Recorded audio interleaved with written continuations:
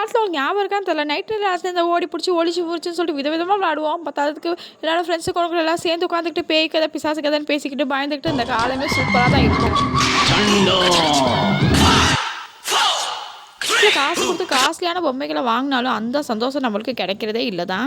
அதில் மனசு மட்டும் மகிழ்ச்சியாக இருந்தது மட்டும் இல்லாமல் உடம்பும் ரொம்ப சுறுசுறுப்பாக தான் இருந்துச்சு. எங்கள் அண்ணன் வரும்போது முட்டை வாங்கிட்டு வந்தான். முட்டை இது வந்து ஒன்று முட்டை இவ்வளோ பெருசாக இருந்துச்சு. யானை முட்டையா கோழி முட்டையான்னு தெரில.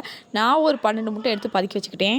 இன்றைக்கி எங்கள் வீட்டில் நைட்டு சாப்பாடு எல்லாருக்கும் இட்லி தான் ஊற்றுறாங்க. ஆனால் எனக்கு புரோட்டா தான் வேணும்னு சொல்லிட்டு அழுது பிடிச்சி அடம் பிடிச்சி வாங்கினேன். புரோட்டாவை சாப்பிட்றதுக்குன்னு ஒரு வரமுறை இருக்குது. புரோட்டாவை நல்லா பிச்சு போட்டுக்கிட்டு அதில் நல்லா சால்லாம் நல்லா சொத ஊற்றிக்கிட்டு ஊற வச்சு சாப்பிட்டா தான் புரோட்டாக்கு உண்டான மரியாதையே இருக்குது. ஆனால் இன்றைக்கி சாப்பிட்ட சால்னால உப்பு இல்லை சப்பு இல்லை சும்மா சப்புன்னு இருந்துச்சு. அதனால நான் மத்தியானம் செஞ்ச புளிக்குழம்பு வத்த குழம்பு எடுத்து கொஞ்சம் நினச்சி சாப்பிட்டேன்.